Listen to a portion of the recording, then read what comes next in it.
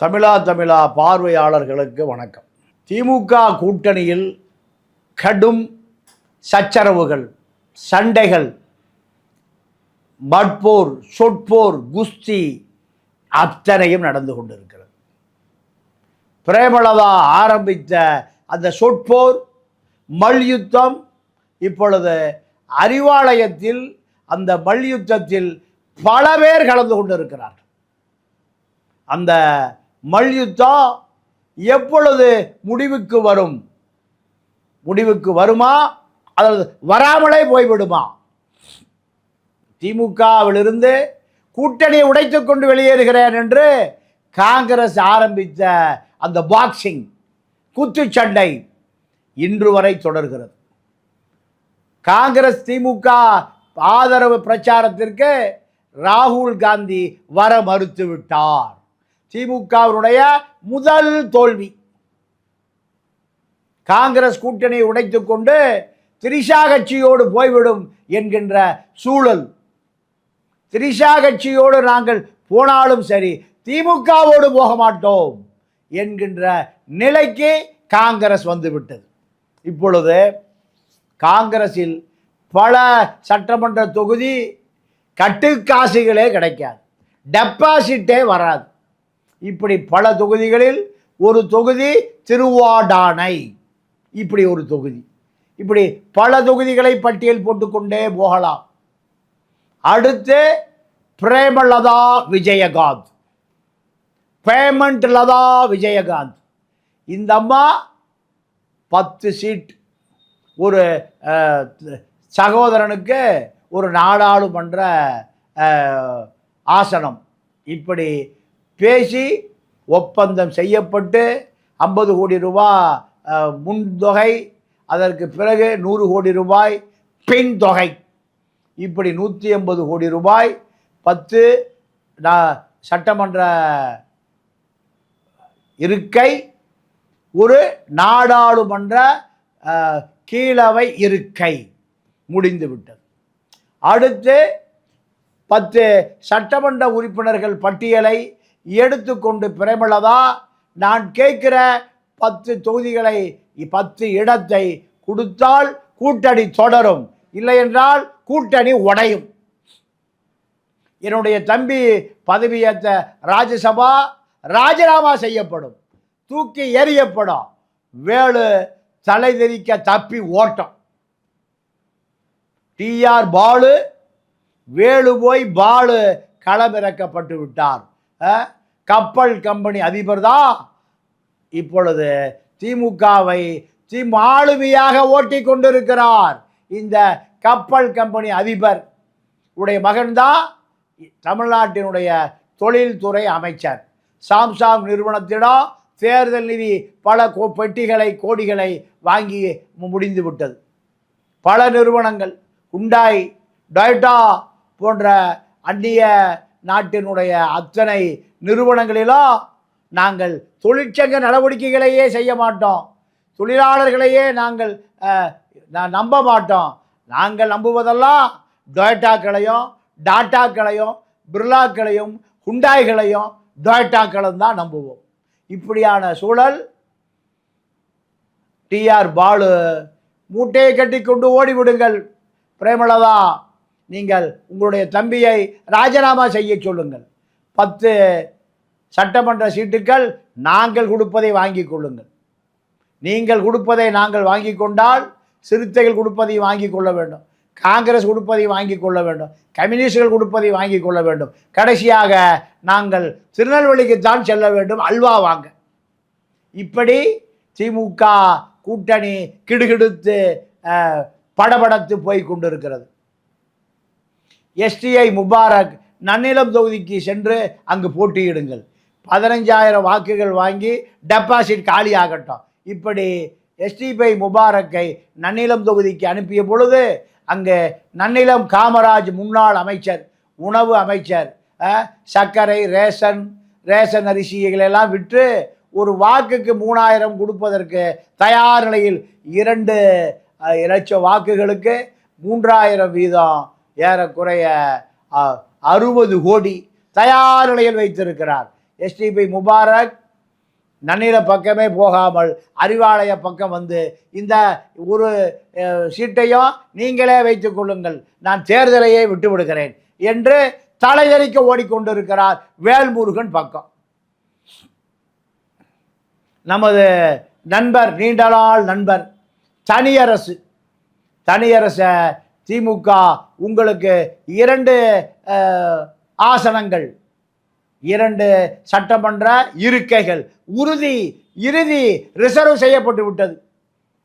இவர் எடப்பாடி அழைத்தோம், இல்லை நான் இங்குதான் தொடரப் போகிறேன், இங்குதான் இருக்க போகிறேன், இங்குதான்.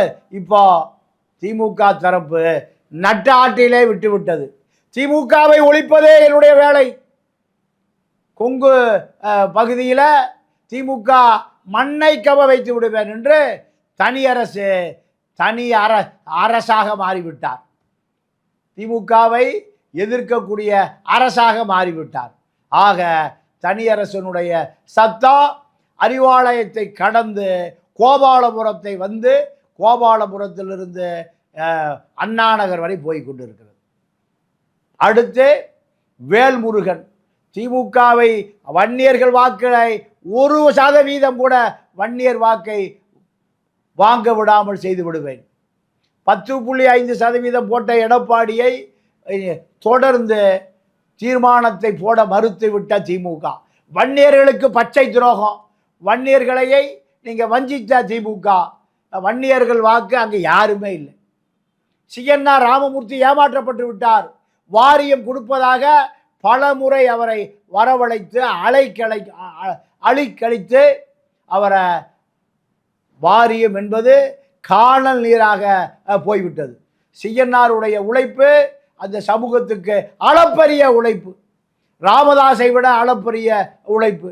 தன்னுடைய சொத்து சுகங்களை எல்லாம் விற்று சிஎன்ஆர் ராமமூர்த்தி அந்த வன்னிய சமூக மக்களுக்கு உழைத்த உழைப்பை இப்பொழுது திமுக அவரை வாரியம் தருவதாக சொல்லி நட்டாட்டிலே கலட்டி விட்டு விட்டது. ஆக வேல்முருகன் திமுகவுக்கு எதிராக இருக்கிறார். வன்னிய சமூகத்தினுடைய ஒரு தலைவர் சிஎன்ஆர் ராமமூர்த்தி திமுகவுக்கு எதிராக இருக்கிறார். பாமக அன்புமணி திமுகவுக்கு எதிராக இருக்கார். ராமதாஸ் எதிராக இருக்கிறார். வன்னிய கூட்டமைப்புகள் திமுகவுக்கு எதிராக இருக்கிறார்கள். ஆக மொத்தம் 3% வன்னிய வாக்குகள் திமுகவிலிருந்து வெளியேறிவிட்டது. ஆக அதை விரைவுபடுத்தியது வேல்முருகன். வன்னியர் வாக்கு திமுகவுக்கு 0.5% 1% கூட அந்த வாக்குகளை தக்க வைக்க முடியாதபடி வன்னிய வாக்குகளை வெடிமருந்து வெடிக்க வைத்து சிதறடிக்கப்பட்டது. திமுக வன்னிய வாக்குகளுக்காக இப்பொழுது ஏங்கி நிற்கக்கூடிய நிலை. கண்டிப்பாக வன்னிய சமூக வாக்குகள் விழுவதற்கு வாய்ப்பே இல்லை. வன்னியர் வாக்குகள் அந்நியருக்கு இல்லை என்கின்ற கோஷத்தை இப்பொழுதுதான் திமுகவிடமிருந்து பிரித்து எடுக்கப்பட்டு விட்டது. அடுத்து சிறுத்தைகள் கேட்கிற அந்த 8 தொகுதிகளை திமுக தான் முடிவு செய்ய போகிறது. திமுக எங்கே சிறுத்தைகள் பலமாக இருக்கிறார்களோ அங்கு திமுகவை வேட்பாளர்களை களமிறக்கி, எங்கு சிறுத்தைகள் தலித் மக்கள் பலவீனமாக இருக்கிறார்களோ அங்கு சிறுத்தைகளுக்கு ஆசனங்களை ஒதுக்க, இருக்கைகளை ஒதுக்க, சட்டமன்ற வேட்பாளர்களுக்கான இடம் ஒதுக்க முயற்சி செய்கிறது. இதை தட்டி கேட்பதற்கு திருமா என்ன முடிவெடுக்க போகிறார் என்று சிறுத்தைகள் எதிர்பார்த்து காத்து கிடக்கிறார்கள். இதையெல்லாம் பார்க்கிற பொழுது இந்த கூட்டணி சேருமா, இந்த கூட்டணி சேராதா? 20 பேர் திமுகவில், 20 பேர் அதிமுகவில், 20 பேர். இந்த 20 பேர் வெற்றி. திமுகவே முன்னாள் அமைச்சர்கள், அந்நாள் அமைச்சர்கள் இருவரும் திமுகவுடைய இந்நாள் அமைச்சர்கள் வெற்றி பெறுவதை அதிமுகவுடைய முன்னாள் அமைச்சர்கள் உறுதி செய்கிறார்கள். அதிமுகவுடைய முன்னாள் அமைச்சர்கள் வெற்றி பெறுவதை திமுகவுடைய இந்நாள் அமைச்சர்கள் முடிவு செய்கிறார்கள். இதுதான் அதிமுக திமுக பரஸ்பரம் அரசியல். இவர்களிடம் 5000 கோடி, இவர்களிடம் 5000 கோடி. மக்கள் தெருக்கோடி. பணம் கொடுத்தால் ஓட்டு போட்டு விடுவான். இதை தாண்டி இவர்களுக்கு அரசியலே தேவையில்லை. எங்கள் வீட்டில் 5 வாக்கு இருக்குது, ஒரு வாக்குக்கு 3000, 15,000 யார் கொடுப்பால்? இப்படி வாக்குகள் கூவி கூவி விற்கக்கூடிய அளவுக்கு விலை மலிவானதாக வாக்குகள் மாறிவிட்டது. தேர்தல் ஆணையம், அரசு அதிகாரிகள், அரசு இயந்திரம், மாவட்ட ஆட்சியாளர், காவல்துறை கண்காணிப்பாளர், இப்படி பல பேர், அத்தனை ரகசியங்களும் தெரியும். ஒரு அமைப்பை உருவாக்கி தேர்தலுக்கு பணம் கொடுப்பவர்களிடமிருந்து பிரித்தெடுப்பது தான் இனிமேல் எதிர்கால அரசியல்.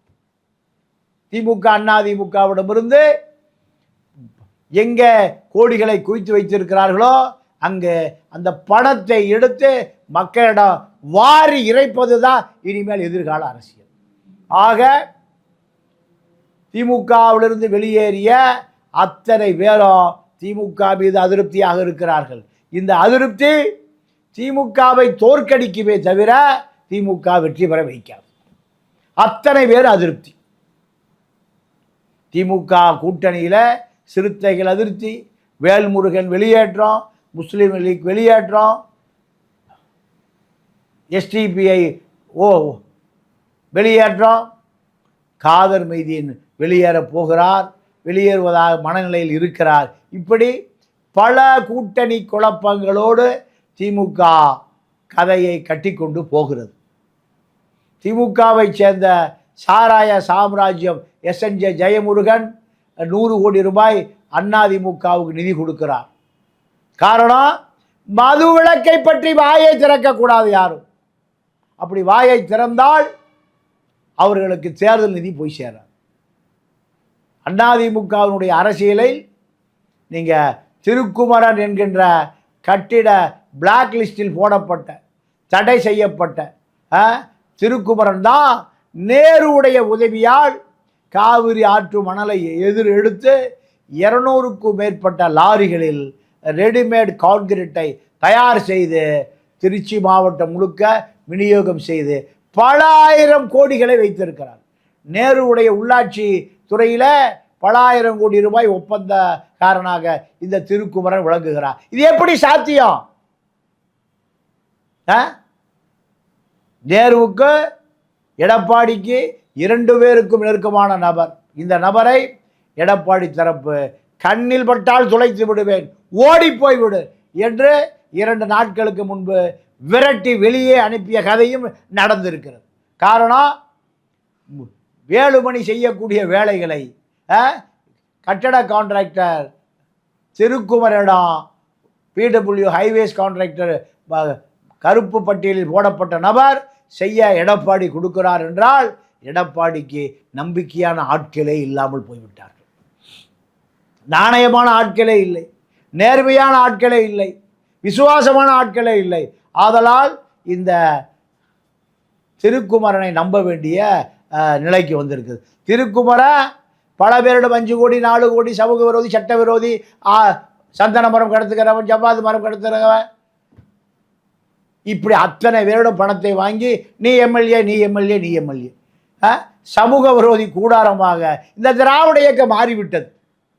திமுகவிலும் சமூக விரோதி, அதிமுகவிலும் சமூக விரோதி, அத்தனை பேர் சிறையில் இருந்த நபர்கள், அத்தனை பேரும் வேட்பாளர்கள். இந்த மக்கள் 2000 மட்டும் எதிர்பார்த்து காத்திருக்கிறான். தேர்தல் தேதிகளிலே தேர்தல் தேதி எப்போ வரும்? வீட்டுக்கு 2000, 4 பேர் இருக்கும் 8000. இதுதானடா இந்த ஜனநாயகத்துக்கு உச்சபட்ச மதிப்பே. தமிழ்நாட்டினுடைய தலையெழுத்தை தீர்மானிப்பது கட்டிட கான்ட்ராக்டர் திருக்குமரனும் எஸ்என்ஜே ஜெயமுருகனும் தான் தமிழ்நாட்டினுடைய தலைவிதியை தீர்மானிக்கக்கூடிய நபர்களாக இருக்கிறார். சாராய வியாபாரிகளும் பிடபிள்யூ ஒப்பந்தக்காரனும் நகராட்சி ஒப்பந்தக்காரனும் நெடுஞ்சாலைத்துறை ஒப்பந்தக்காரன் திருக்குமரனும் இந்த நாட்டினுடைய தலைவிதியை தீர்மானிப்பவர்களாக சமூக விரோதிகளாக இருந்த அத்தனை பேரும் உச்ச நீதிமன்றத்துடைய வழக்கில் ஓராண்டு காலம் சிறையில் இருந்தவர் தான் இந்த முஸ்லிம் வேட்பாளர் யோகநாதன். இப்படி சமூக விரோதிகள் வந்து கூடுகிற இடமாக இந்த சட்டசபை மாறப்போகிறது என்பதுதான் வேதனை. தொடர்ந்து சந்திப்போம். நன்றி, வணக்கம்.